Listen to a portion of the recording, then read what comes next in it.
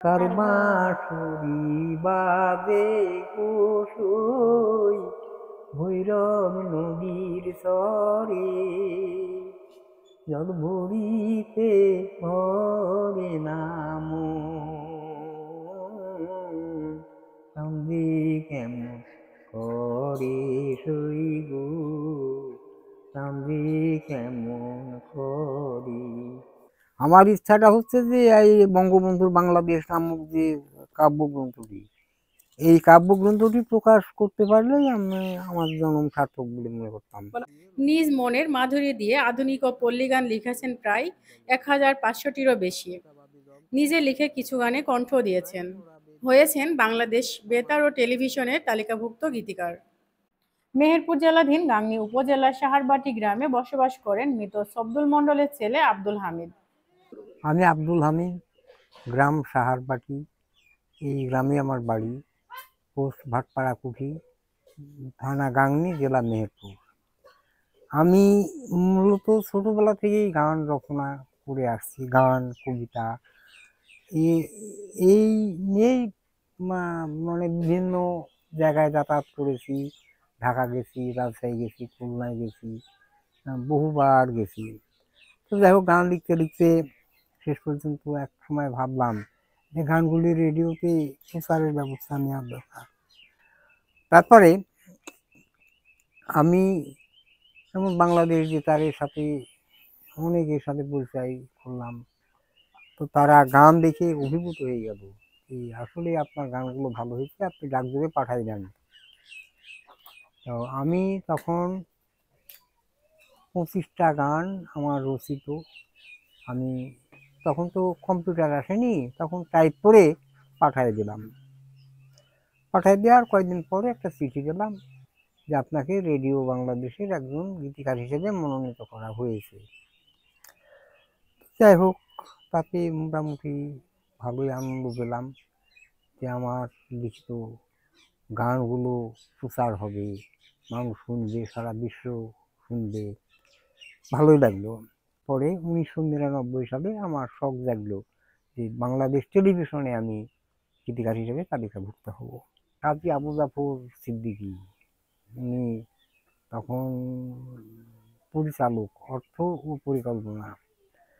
উনি দেখে আমাকে, আমার চেহারা তো ভালো না, স্বাস্থ্য ভালো না, দেখে বলছে, ভাই গানগুলো আপনার লেখা তো?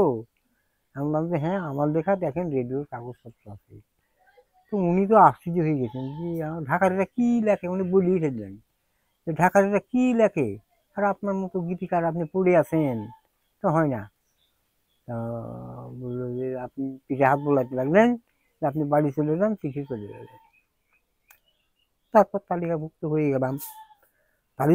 তালিকাভুক্ত হবার পরে তখন বাংলাদেশ টেলিভিশনে একটি অনুষ্ঠান হতো, নিবেদন, অঞ্চল ভিত্তিক সাংস্কৃতিক অনুষ্ঠান। এই অনুষ্ঠানটা নিলাম। ওই অনুষ্ঠানটি নেবার পরে তখন এই ওরা টেলিভিশন থেকে দুজন প্রডিউসার আসতো, দেখে যেত যে আমরা অনুষ্ঠানটা করতে পারবো কিনা।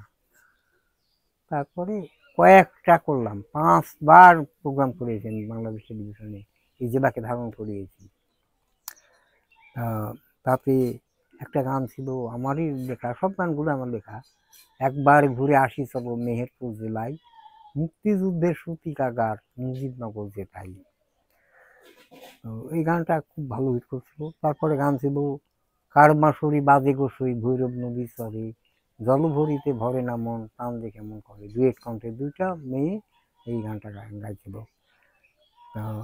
এরপরেও গান ছিল 5টা 6টা গান ছিল, আসমান তারা শাড়ি কিন্দিয়ারে, নতুন বধূ শাহজন সাজিয়ারে, ময়না যাবে শ্বশুরবাড়ি পালকিতে চড়িয়ারে। ঢাকাতে সুলতানা চৌধুরী, রোকেয়া সিদ্দিকা, সালমা জাহান এরা আমার গান গেয়েছে, এরা তো বিখ্যাত শিল্পী। আর খুলনা বেতারে যারা গান রেকর্ড করেছে আমার সবাই ক্লাস 1 শিল্পী, বিশেষ শ্রেণীর শিল্পী। কার বাঁশুরি বাজে গোসই ভৈরব নদীর চরে, জল ভরিতে ভরে না মন,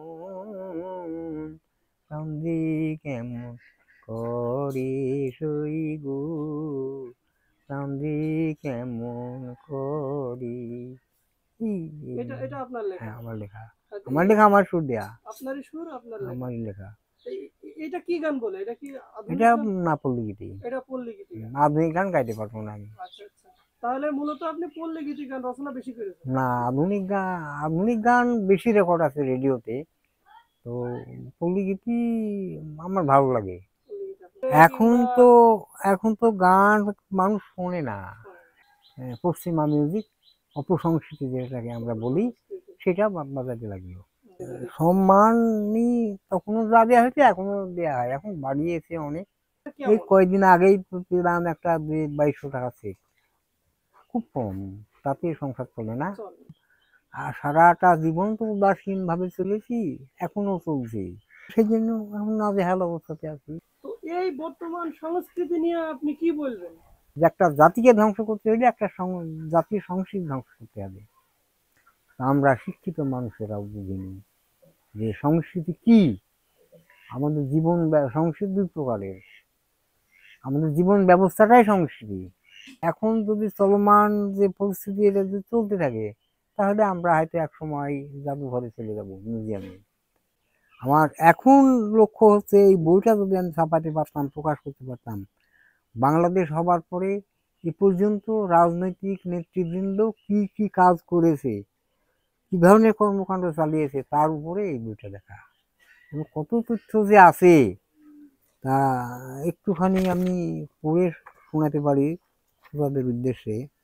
হাই পাষণ্ডের দল কেন করে এত চল, কেড়ে নিলে মুজিবের প্রাণ, পিয়ালের বন ভরে বেদনার সুর ঝরে, থেমে গেছে পাখিদের গান। যার কোপে কম্পমান ছিল সদা পাকিস্তান, তার বুকে গুলি মেরে দিলি, এমন মহান নেতা আর কেড়ে আসে হেতা, অকালে জীবন কেড়ে নিলি।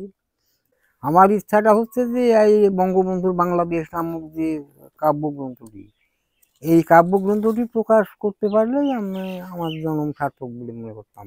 তিনি মেহেরপুর সরকারি কলেজ থেকে এইচএসসি পাশ করার পর পারিবারিক অর্থনৈতিক টানাপোড়েনে উচ্চশিক্ষা অর্জন করতে পারেননি। আর কোনো চাকরিও সুযোগ মেলেনি। গীতিকার হিসেবে যা সামান্য কিছু সম্মানী পান তা দিয়ে চলে সংসার। স্ত্রী, এক কন্যা ও এক পুত্র সন্তান নিয়ে তার জীবনযাত্রা। সংসার জীবনের ঘানি টানতে টানতে তিনি ঝিমিয়ে পড়েছেন, তবুও তিনি থেমে যাননি। অসংখ্য গান লিখে চলেছেন অদ্যাবধি। দেশ, সমাজ, পরিবার ও নিজ জেলার ইতিহাস সংস্কৃতিকে তার গানে ফুটিয়ে তুলেছেন ছন্দ দিয়ে। বাড়ির পাশে আমার বাড়ি, সম্পর্কে আমার মামা হয়। তো উনি এই লেখালেখির পিছনে অনেক আগে থেকেই ঘুরে। তারপরে রেডিও টেলিভিশনে ওনার অনেক গানও লেখে সে। তো এর আগেও একটা বই সে নিজে ছাপিছে, এখন আর একটা বই ছাপাবে। এজন্য অর্থনৈতিক ওর সমস্যা, যদি কোনো ভুক্তভোগী ওনাকে সাহায্য সহযোগিতা করে তাহলে হয়তো বইটা সে ছাপাতে পারবে। উনি মেহেরপুরের মধ্যে একটা গুণী লোক এবং ভালো গীতিকার। সে সেই ধরনের কোনো সম্মানও পায়নি। তো উনি যেন এই ধরনের সম্মান পায়, তার জন্য আমি এই সরকারকে জোর দাবি জানাচ্ছি। তিনি গান লেখার পাশাপাশি বঙ্গবন্ধুর বাংলাদেশ নামে একটি বইয়ের লেখা সমাপ্তি করেছেন, কিন্তু অর্থের অভাবে প্রকাশনা করতে পারছেন না। বয়স ৭০ পেরিয়ে গেছে, হয়ে পড়েছেন নানা রোগে আক্রান্ত। বর্তমানে তার দৈনন্দিন খরচপত্র, চিকিৎসা খরচ সংগ্রহ করাটাই হয়ে গেছে বড় চ্যালেঞ্জ। এত বাধা থাকা সত্ত্বেও তিনি স্বপ্ন দেখছেন তার নিজ হাতে লেখা বঙ্গবন্ধুর বাংলাদেশ বইটি প্রকাশনা করার। তিনি চাইছেন সরকারি, বেসরকারি বা কোনো ব্যক্তি সহায়তা পেলে বইটি প্রকাশ করতে পারবেন। মানবতার চোখের মাধ্যমে আমরা সরকারের সাংস্কৃতিক মন্ত্রণালয়, তথ্য মন্ত্রণালয়ের দৃষ্টি আকর্ষণ করছি এই প্রবীণ গীতিকারের পাশে দাঁড়িয়ে তার মনের আশা পূরণ করতে সহায়তার হাত বাড়ানোর জন্য। শিরিন আক্তার, মানবতার চোখ, মেহেরপুর।